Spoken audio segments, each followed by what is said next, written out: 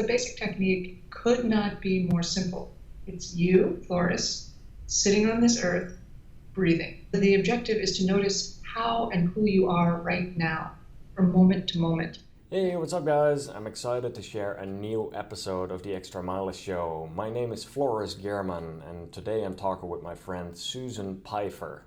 She is a meditation teacher and meditation expert and also a New York Times bestselling author of 9 books. She's also the founder of the Open Heart Project, the world's largest virtual mindfulness community with classes, workshops and support all online. They have more than 20,000 members in basically every country around the world. Susan has taught thousands of students in workshops, seminars and classes around the world. And her work has been featured on the Oprah Show, in the New York Times, Wall Street Journal, and many other media outlets. And I'm very excited to have her on the show today. In this conversation, we talk about a variety of topics around meditation and mindfulness, and how this can help improve your performance in training, racing, and the rest of your life. Every week I'm giving away different books, running items and gear that I like on my website extramilest.com. And this week you can get a chance to win 2 different books. The first book is Susan Piver's book, Start Here Now. It's an awesome basic meditation book. And the other book is Running with the Mind of Meditation, written by Sakyong Mipam. All you have to do is leave a comment on this blog post. The winners will be announced at extramilest.com/contest.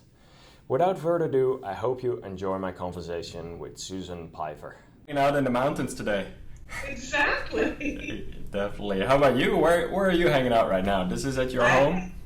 Yeah, this is my office. Right on. It's like a studio apartment next door to our home. Right on. And you're located on the East Coast, correct? Yeah, in Boston. Okay, perfect. I love Boston. Boston is an amazing city, and there's a lot of runners in our running community that have a very special bond with Boston as well. Obviously because of the Boston Marathon, and it is one of the main goals for many of the runners to actually qualify for it, because it really needs a fast qualifying time. So, it is a runner's town. Yeah. It really is. And Adidas is here, and Converse and Reebok. Just a lot of running activity. Yeah, right, definitely. I was out there 2 years ago for the Boston Marathon, and it was an amazing experience just to see all the people. I think there were like 1 million people on the side of the road just cheering on and everything. So it's so exciting. It's so touching. I've been one of those people on the side of the road just handing cups of water and cheering. And exactly. And it really helps. It really gives you that energy when you see all the people so enthusiastic. So I wanted to jump into 2 different topics in particular. Like for me personally, I take a very holistic approach to running. So it's not only focusing on let's train, like you train the body, but I think there's also a very important part of making sure that you train the mind as well. So I would love to talk more about that and how meditation can play a role into that. And then later on, I want to talk a bit more about mindfulness in general as well, and also some of the daily habits that you can get into, and through some of the projects that you have started, like the Open Heart Project. That is very exciting. So that sounds perfect. Well, so I first want to start off with thank you very much for coming on this podcast. I really respect all of the work that you have produced, and I'm very happy to have you here. So thank you. Oh, you're welcome. Thank you for inviting me. I'm really happy that we know each other. Yeah, absolutely. Yeah, and we got to know each other through Seth's alt MBA program, Seth Godin. He put together a very intense 4-week alt MBA program where we both learned a lot about creativity, about business, and how to ship projects. And I had the pleasure of being in some of the same work groups, so that was very exciting there. So. It was a great way to meet. Yeah, absolutely. Can we maybe start off for a little bit more about some of your background and how you first started out with meditation? What got you into it? Sure. Well, I've been a meditator for a long time, for over 20 years. And I was reading a book. It's a very particular book called The Heart of the Buddha Mm-hmm. And I just read widely about various things, but at that time I didn't really know there was a difference between Buddhism and Hinduism, so I really didn't know what I was reading about. But I liked the title, The Heart of the Buddha. Mm-hmm. And as I was reading it, with every page, I was thinking, this is the first thing I ever read that made sense. This makes sense. I must be a Buddhist. I didn't know that's what it was called. And page after page, the importance of a meditation practice was emphasized. So I thought, well, I better start meditating. And I did very shortly thereafter, and immediately realized it was important for me. And I've not changed my mind since that time. That's good. So that was 20 years ago already. More than 20, I'm actually 24. I think it would be very helpful for some of the people listening to this is, let's start at the beginning for a little bit, some of the basic fundamentals. So there's quite a bit of misconception about what meditation is and what it isn't. Can you talk a little bit more about that? What really is meditation and how can people benefit from it? Sure. Yeah, and you're right, there are a lot of misconceptions about it, and it's actually something very, very simple. All it is substituting for your discursive mind another object of attention. And what I mean by that is your discursive mind, the part of you and me and everyone that is always commenting and judging and critiquing and wondering and thinking about the past and worrying about the future, and it's incessant. It's an endless cascade of thought. And that's normally where our attention goes, which is very normal. I mean, what else are you going to think about but your thoughts? Yeah. However, meditation asks you to take your primary attention off of your thoughts and place it on another object instead. And that's all it is. And in some practices, that object is an image, something you look at or visualize in your mind's eye. And in some practices, that something is a sound, like a mantra, or you chant Om or something like that. Mm-hmm. But in the most common practices, and the practice I teach, that object is your breath. It's very convenient. You're already doing it anyway. It's automatic happening, yeah. It's right where you are, and you don't have to crank anything up. You don't have to introduce anything new to your ecosystem. It's there already. So you simply take your mind off, your attention off of your thoughts, and place it on your breath. And then, of course, your attention will stray back into thought because, A, you can't stop thinking. So that's the biggest misconception about meditation practice, is that in order to do it, you have to stop thinking.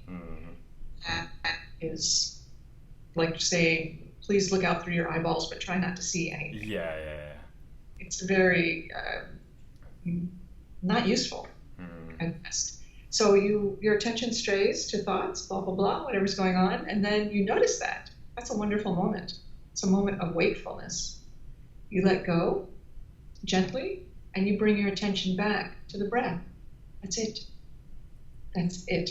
You take a certain posture, and you work with obstacles in particular ways, but the basic technique could not be more simple.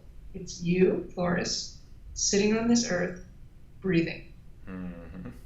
That's it. So it is slowing down whatever you're doing, right? Because we're so caught up in the day-to-day, especially now with being 24/7 connected. Just disconnecting for a little bit and taking that time for yourself. It seems to slow you down at some point, but it is not necessary to slow down to meditate, and it is not the objective of meditation to slow down. Rather, the objective is to notice how and who you are right now, from moment to moment. That is called relaxing. Normally we are pushing ourselves to accomplish more, speed up, and then sometimes we reverse that and start pushing ourselves to slow down and accomplish less, but we're still pushing. And the practice says, stop pushing. And just be with yourself as you are. And when beautiful, lovely, perky, happy thoughts arise, notice that and let them go. And when anxious, urgent, stressful thoughts arise, cool, notice that and let them go. Violent, angry thoughts, no problem. Boring, silly thoughts, it's all included. Yes. And how long would a normal, like for someone starting out with meditation, like a practice, even 5 or 10 minutes a day, consistently for 5 days a week or something like that would already be a good start. Is that correct? It'd be beyond a good start. It'll be a fabulous start. Yeah. 5 to 10 minutes a day, Monday through Friday, is great. Yeah. It's better than like an hour every once in a while. Mm-hmm. I mean, people think, well, if I meditate for longer, I'm better at it. BS? No. The important thing with meditation, like with any habit, you're a runner, you know this, is consistency. Absolutely. Not duration. Yeah. So if you were to run a mile every day for 5 days, you would get somewhere. But if you were trying to run 5 miles in one day, you would just hurt yourself. Yeah, and we see that quite often as well. And I think even with runners who are very busy during the week, they try to stack in all their miles in the weekends. And they basically do 10, 20, 25 miles in the weekends, whereas during the week, not much. And yeah, the consistency is so much more important over there. And that's what I also say in running. If you have, let's say, 4 days a week to train, I think it's better to just spread it out more evenly. Let's say a Tuesday, a Thursday, a Saturday, and a Sunday, and do it shorter instead of like all building it up for sure. So, same thing with meditation. Yeah, exactly. Absolutely. And like the one part that I've been so amazed by is some of the benefits of meditation. I started about 2 years ago, and for me, initially I read a book by Eckhart Tolle, The Power of Now, and that really got me initially to start out with this, and I became more aware of what it was to be very present. And to be more aware of some of the thoughts. And one of the key things that I've noticed is that in certain times of the day, I would have an intense moment of being present. And I don't recall that very often, but sometimes for just 5 seconds, I would be in the middle of a meeting and I would become very present. And initially that started a few times, and later it became more and more frequent as I started meditating more. And I did notice that it helped with some of my stress relief. I felt that I calmed down a little bit more with certain situations. But there's a lot more benefits, correct? Can you talk a little bit more about that? Yeah, there are endless benefits. And it's very interesting that you started to notice moments of being present. I'm just curious, if you don't mind, what did you notice? And I'm happy to answer your question. Yeah, so what I noticed is I would be in a conversation with someone, for example, or there would be a meeting with 10 or 15 people, and there would always be a lot of things going on, and my thoughts would be all over the place.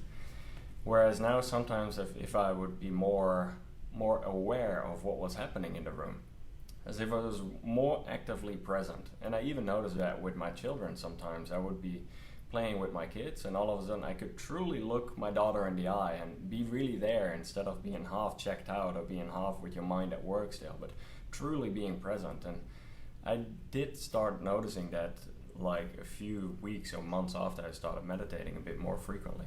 So that is one of the primary benefits, and it's called mindfulness. Mm-hmm. You notice that your mind is on what your body is doing. Yeah. Listening or playing with your kids or running or riding a bike, suddenly you notice, oh, my mind and body are synchronized. Mm-hmm. That's what awareness, that's what mindfulness is, when mind and body are synchronized in the same place. And you're actually attending to what you were doing without being, like you say, half checked out. But it was an intense happiness feeling though. I know, like, it kind of rises almost as if you become very aware. And at the beginning it was only once or twice a day, and as I got more into it, it sometimes happened 10 or 15 times a day, and it was only 5 or 10 seconds, this short blip, but still. It made you happy. Absolutely. And that, one could imagine that is because meditation is a spiritual practice. Mm-hmm. It is not a self-help technique. Even though there are countless neuroscience studies that tell you how it will help you, and it will help you. It will lower the stress hormone cortisol. It will increase your immunity. It will lower your, it will make you feel less stressed out. It will help you get a better night's sleep. It will help you to manage chronic pain. It will help you recover from shocks to the nervous system. It has endless application from a neurobiological perspective, and that is fantastic. Mm-hmm. However, that's been happening for over 2,500 years. It's not like, we just discovered that these things are good, that meditation is good. So yeah, all those benefits, awesome, fantastic. But the real benefits, I would say, are what in Buddhist thought are called the three qualities of the awakened mind, which are the following. The awakened mind is compassionate, it is wise, and it is powerful. Powerful meaning present, because a surge of power comes with that, not aggression, but of like strength and endurance and resilience and curiosity and creativity, and everything comes with that moment that you're describing, presence. Those are real benefits. Yeah. Go way beyond. It is not a life hack. And interestingly, the benefits arise most quickly when you abandon your agenda entirely. I mean, we all come to the practice with an agenda. No one's like, oh, my life's perfect, I think I'll start meditating. We all are like, I want to be better at this or that. That's fine, that's great. But while you're practicing, it's very important to let go of those things and not to look only towards those things for the measure of your practice, but to look for these more inner experiences because they are bound to happen. And I'm so guilty of that myself as well. The whole wanting to measure progress, and like I run a lot with the heart rate monitor, and you try to measure your monthly progress and any of these kind of things. But this indeed, like there's not one person is better at meditating than the other, right? It is purely the practice of sitting. You're not going to get an award for anything. It's purely you for yourself. Exactly. I totally feel what you're saying. And yeah, sure, it's great that you measure it. It's great that you attend to your progress. That's awesome. That's beautiful. But everybody that I've ever spoken to wants to know that they're doing meditation right, that they're good at it. And just as you're suggesting, it does not matter if you're good at it. Like if you were awarded the gold medal for following the breath, like you are number one on planet Earth, you're the world's best breath follower, that wouldn't be that awesome. But if you were the world's best florist, the kindest person to their children, the most creative at work, the most happy at being alive, those would be good things to accomplish. And that's what happens from your practice. Yeah, absolutely. Whether you're good at it or not. Yeah. Can you talk a little bit about some of the obstacles that people run into initially starting out with meditation to get going, and what you can do to overcome some of these obstacles? Yes. Actually, classical Buddhism defines certain obstacles. These obstacles were defined thousands of years ago, but they are surprisingly relevant. And I'll mention them in a second. But the primary obstacle is mismanaged expectations for one's practice. Like I'm going to sit down and I'm going to put on yoga pants and I'm going to sit down and I'm going to look really happy and all my problems are going to melt away and I'm going to become peaceful. And actually you do become peaceful, but not by converting everything that happens in your world to an even tone. I mean, I think when most people say they want to be more peaceful, what they really mean is, I don't want painful things to hurt. I want them not to hurt. But actually meditation broadens your emotional spectrum. So you actually feel more, which is very interesting. So one of the obstacles is becoming confused about what progress in meditation looks like. But so the antidote is to have start your practice with right expectations, do a little bit of preparation, a little bit of study, and talk to someone who knows what meditation is about, whether you talk to them in person or read their book. It's very important. The obstacle in classical Buddhism is called laziness. And there are three kinds of laziness. We can all relate to this. The first one is ordinary laziness. You just, well, no thanks, I'm just going to lie on the couch and watch TV. I'm not going to do it, I'm going to blow it off. Yeah. The antidote is effort. There's no one is going to put on your running shoes for you and get you out and start moving your legs, and no one is going to put your butt down on the cushion or chair. You just actually have to do it. There's no special Buddhist trick for overcoming that form of laziness. We all have to deal with it. The second form of laziness is called becoming disheartened, which means losing confidence in yourself. Losing confidence in the practice, whether it's running or meditation, is considered a form of laziness, interestingly, because you actually know within yourself that this is important and this is powerful, and you are making progress, even though on some days it really doesn't feel like it. And laziness is forgetting how far you've come. Yeah. The third form of laziness and final form is very interesting for us Westerners, I think. It's called being too busy. And we all know that. We all know that. Yes. And it's considered a form of laziness, which is counterintuitive because you think, oh, busy people are busy because they're not lazy. They have a lot of responsibilities. They're important. They have a lot of things to do. But this view says if you're too busy to do the things that are really important, you have become lazy. And the important things are taking care of your body and your heart and the people you love, and discovering who you are and expressing your creativity and exploring your inner world. These are the real priorities. Yeah. And of course, it's easy from every day to just let those things slip to the bottom of the list. Absolutely. And that's called laziness. That is very interesting you're saying that, because even when I was listening to Tim Ferriss, he at some point said as well that busyness is a form of laziness. And that goes right hand in hand with what you just explained, like the importance of actually taking the time to prioritize and see where you want to put that time and effort into. And do things carefully. Yeah. That's really interesting that you said that. I concur. Yeah, absolutely. I had an interesting conversation on one of the other Extramilest podcast shows, and that was with Mark Allen, and he's a 6-time world champion Ironman. So cool. He an Ironman is actually a double triathlon in distance. So a very long swim, like a 110-mile bike ride, and then like a full marathon as well after that. So it takes many hours, and it really is one of the hardest endurance one-day single events out there. And he actually wrote a very interesting book, and it is called Fit Body, Fit Soul. And that was all about the connection as well of you need to have your mind in the right place in order to be able to push your body. And we had some interesting conversations about that, because even in a race, once you get to a tough spot, let's say a marathon is 26 miles, 42 kilometers. And once you get to that 20-mile point, that 32-kilometer point, that is where the race really starts. And that's why I feel it is more mind over matter, and it really is how you're able to talk to yourself, how you're able to push yourself through some of these harder moments. Can you talk a little bit more about your experiences between the connection of body and mind, and how this could potentially benefit even in some of the endurance sports? Like, do you have any thoughts on that? I have a few thoughts.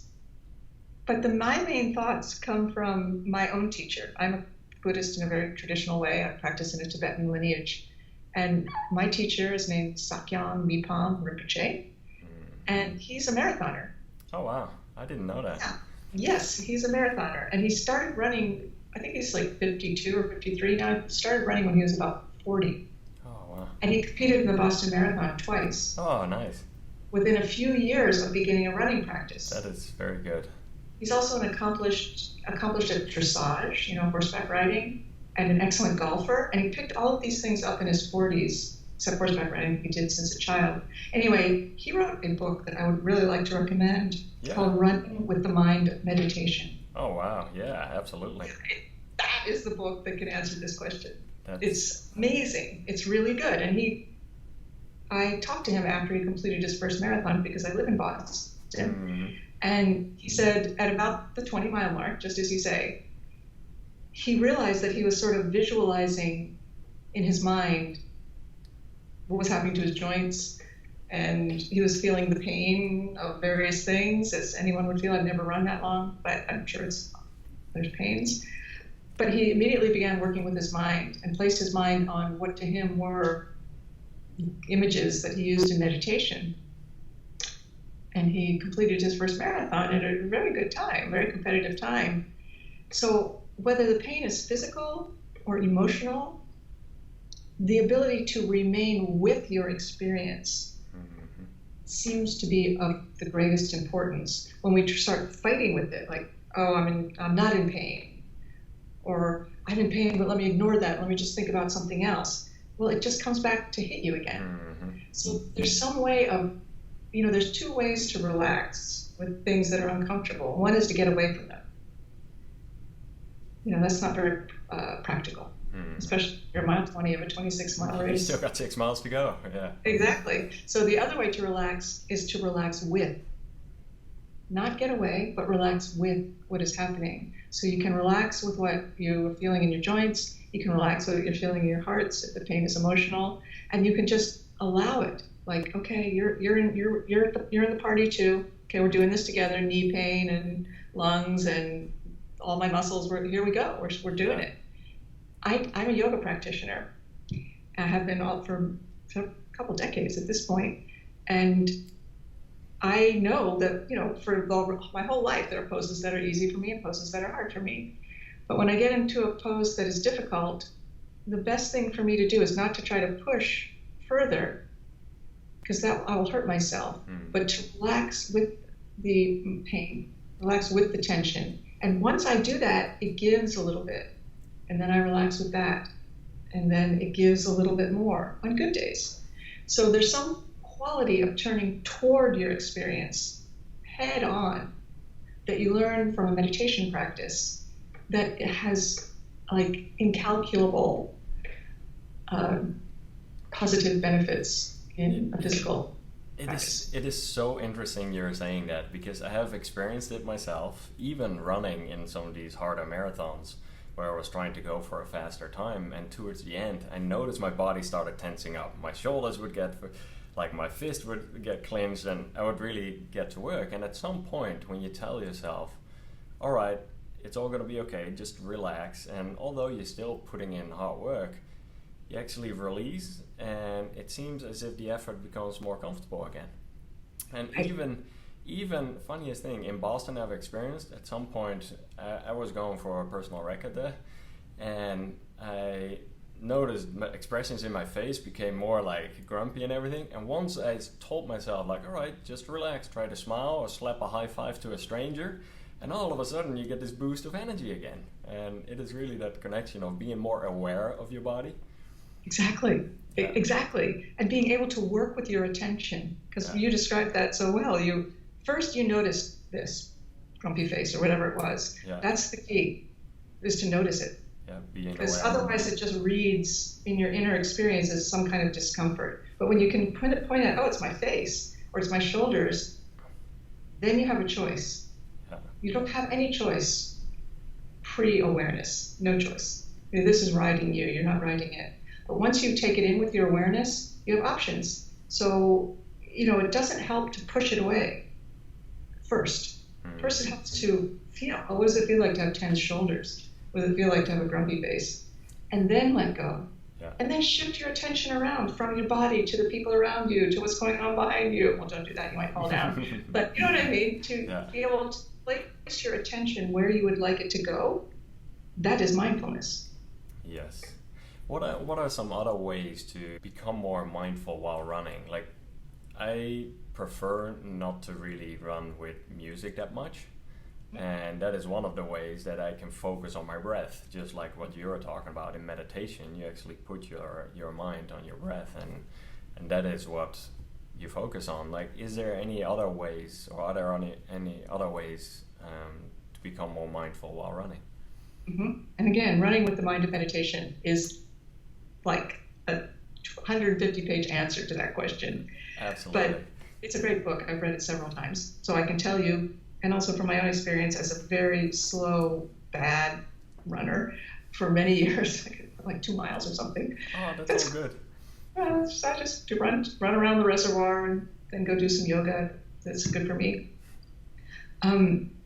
Is in meditation, as we discussed, your attention is on the breath. Mm-hmm. Strays, you bring it back. In running, you make your body running the object of your meditation.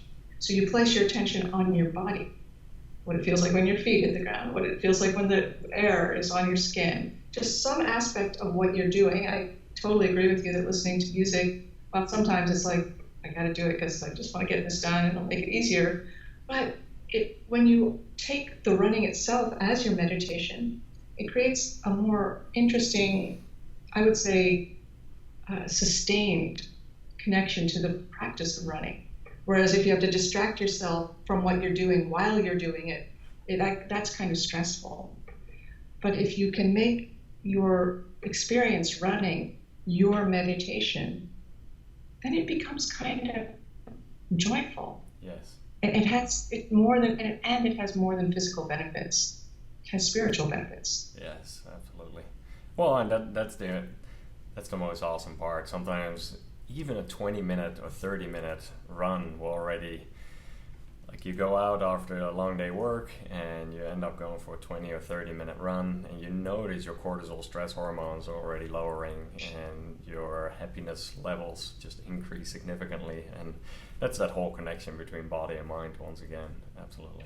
Absolutely. And as you said in the beginning of our conversation, we already have a lot of complexities in our life, a lot of busyness and a lot of speed, and we're always trying to push ourselves to do better or to do two things at once. Like, I'll listen to this audiobook about how to make more money while I'm running. Okay, that's cool. Everybody's got too much to do and you want to try to fit things in. But if every once in a while you could just do what you're doing, which at first actually produces anxiety. Yeah. It's like, if you take this, you're like, let me put this down, and the first impulse is not, oh, what a relief. The first impulse is, uh-oh. So, but if you stay away from this for a little while, then you gradually start to relax. So it's the same with anything, with meditation, with running. If you just keep it very, very simple, just do that thing, it starts to become a source of ease. It is crazy how you just mentioned that part, because I've started experimenting with it a little bit more here and there, of taking, let's say, on a Saturday or Sunday, a block of 4 or 6 hours that I just turn off the phone, put it away, and don't even look at it, and go grocery shopping without a phone, go play with the kids without a phone. And you're I notice it, I'm so trained by default to, okay, we go to the playground and something fun is happening. Oh, where's my phone to take a picture? Or there's this happening, like I'm standing in line for 5 minutes, like, let's grab my phone. And instead of just being present and being there, it's... I know, it's funny, isn't it? Instead of being like, oh, what a relief, you feel anxious. Yeah. And that's not a problem. That's natural, because we're accustomed to having constant entertainments, constant occupations. Yeah. And so, of course, when you're used to something and then it stops, it's disconcerting. Yeah. But, then it gradually becomes like, oh yeah, I remember what it's like to not be attached to a machine, and it's pretty great. Absolutely. Yeah, and especially with the amount of information doubling every year, I think we're only going to see more and more. But the good thing is, I do feel mindfulness and meditation is getting more and more awareness. Even if I look in the last few years, more and more people have started meditating even around me, which is very good to see. So it's a very hopeful thing. Absolutely. And with that being said, you also have an online virtual community of mindfulness people all around the world called the Open Heart Project, correct? I do, yeah. And even that has grown a lot over time. Can you talk a little bit more about that and how people can also benefit from this? Yeah, sure. Thank you for bringing it up. Yeah, I started the Open Heart Project about 4 years ago, maybe 5 at this point. And it was because when I would go and teach retreats, at the end I would say, if you want to keep meditating, it's good to find a meditation instructor. Because the practice is very, it's like one eyeball trying to look at the other eyeball. You can just start to feel weird, or you're like, well, I don't know, maybe it's not working. I don't know. It's good to have someone to talk to, just very simple. Not like a guru or anything like that. Just someone, meditation instructor. I'm a meditation instructor in my lineage, the Shambhala Buddhist tradition. You can find one in various places. But most people would say, I live in Alaska. We don't have meditation teachers. Or I just moved to Bolivia. I don't have a meditation teacher. I'm in the Ukraine. People could not find someone to talk to about their meditation practice. So I started sending out a video once a week with a free, it's still free, 10-minute guided practice, preceded by a short, 3 to 7 minute talk on something related to meditation or Buddhism. And to my surprise, it seemed to be filling a gap. Not just for people that didn't live near a meditation center, but for people that went to a meditation center and didn't like it, or lived next door to a meditation center, but have 7 children and can't get out of the house. It just seemed to be fitting this need. And so now there are close to 20,000 people all over the world who meditate with me, I guess you could say. 20,000 people. That is an amazing community that you've built up in 4 years there. It's incredible. It's an endless source of delight. Yes. And a couple of years ago, I'm like, okay, this is my full-time job now.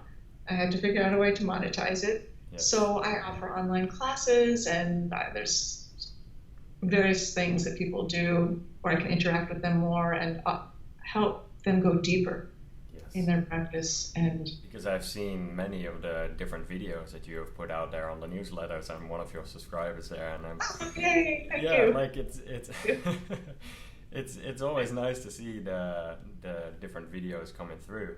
And then on top of that, you also have several different retreats coming up, right? Like writing and meditation retreats. And I do think you also have a paid program for the meditation, for more of a daily meditation guided, correct? Yep, it's $27 a month. And there's a daily guided meditation. And also we have this amazing thing in the Open Heart Project. I have to figure out a way to get people to be more aware of this. It's called the Daily Dharma Gathering. Mm-hmm. It's every day at 8 p.m. East Coast time. But then it's recorded, you can watch the recording for 24 hours. It's a different teacher, not me, guiding a 30-minute practice, guiding a 10-minute talk, 10-minute practice, 10-minute conversation. And there are Tibetan teachers and Zen teachers and Vipassana teachers and old teachers and young teachers and black teachers and white teachers and skinny teachers and fat teachers. And it's just a wonderful array of really, really, really good teachers. Yeah, and I was very impressed. Like, incredible lineup of people from all around the world. Like, it was very well put together. I am so proud of it. Yeah. I am so proud of it. And it's a great thing. So the Open Heart Project is really a meditation center that lives in the cloud. And it has what meditation centers would have. It has introductory, free things. It has ways to go deeper. It has guest teachers. It has retreats. We do retreats online. It has classes. It has what a meditation center would have, only it's virtual. Virtual. And people can find this at openheartproject.com? Yes, or just my name, susanpiver.com. Absolutely. And I will put that in the show notes as well. So that's good. And then I wanted to take a look at this book as well, because this is one of your latest books that you have written, right? Start Here Now. And it basically goes through the basic fundamentals of meditation and also how to get people started. And it is a very easy read. I went through it in probably an end of an afternoon, and it has a lot of good information in there, so I can highly recommend this. And what I will do as well, I'll give away a copy of this book and a copy of the other book that you had just mentioned about the running and meditation as well. Please do. So I'll pick one of the people who leave a comments on the website, and then from there on they can win a copy of both books. So that's awesome. That's great. Definitely. Thank you. So wanted to close things up over here. If people really are excited and want to get started, just kind of putting that toe in the water, what would be the top 2 or 3 advices that you can give right now just to get people started today? The first thing is to learn from meditation from someone that has been trained to teach it. It's a sacred trust to teach someone meditation, because you are saying, please invite me into your mind and let me tell you how, let me give you some tips for what happens in there. So it's very personal. Yes. And it can be very weird. So you want someone who really knows how to teach it. And I also feel very strongly that you should learn meditation that is connected to a lineage that is more than 2,500 years old. That's my line in the sand. And again, it's because it's a very profound practice, extremely simple, as you know, but incredibly profound. Those moments of presence that you described, those are profound moments. Absolutely. So you want to learn a technique that has been tested over millennia. So it has been honed and perfected, and you can trust it. Because whenever you're doing anything spiritual or anything related to your mind or your heart, you must know that you can trust it. So lineage is the key to finding something trustworthy. And then I would say, you can read a book, you can watch a video. The best thing is to go hear someone teach it in person, but not everyone can do that, I understand. So find a video, find a book from someone who you like. The important thing with meditation instruction is that to find a person or a tradition where you feel a heart connection. This is what we're looking for. So I may like this person, you may not like that person. That's fine, it doesn't matter. You want to find someone that when they teach, when you hear them, you think, oh, that makes sense.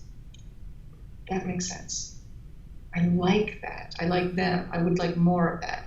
Then that's a good place to start. Yeah, because there are a lot of different types of meditation, right? So it really is about finding what works best for you. And part of that is also doing some of your research or testing and trying out a few different options, but until you eventually find what works best. So. But we want to avoid New Age nonsense. It's very important. What do you mean with New Age nonsense? Something that someone made up in their house 6 months ago or 6 years ago that comes with the promise of perfecting your life so that you can get everything you want. Mm-hmm. Good. This is very eye-opening once again. Absolutely. I appreciate your time and your thoughts. I know you have a lot going on and there's a lot of exciting projects in your world. What is the best place for people to find out more about you, Susan? My website, susanpiver.com. That is the best. And thank you for your time. I know because we did Alt MBA together that you have a lot of projects going on too. Yeah, I really appreciate it. And this is where meditation comes into place as well. Thank you very much, Susan. Thank you. All right. Bye now. Hey, what's up, guys? I hope you enjoyed my conversation with Susan Piver. Meditation has made a huge difference in my life over the last few years, and I truly hope that you were able to learn a few things from this conversation. Please let me know in the comments, because I'm curious to hear what was your favorite lesson from this conversation. I'm going to be giving away 2 copies of the books that I mentioned earlier. So one, Start Here Now by Susan Piver, and the other one, Running with the Mind of Meditation by Sakyong Mipam. And all you have to do is leave a comment on my website on this blog post, and we'll be picking 2 winners and announcing them next week. You can find the winners over at extramilest.com/contest with weekly contest on that page, giving away different books, running gear, and other gadgets. Make sure to subscribe for more episodes, videos, and podcasts, and I hope to talk to you again very soon. All right, have a good one. Later, guys.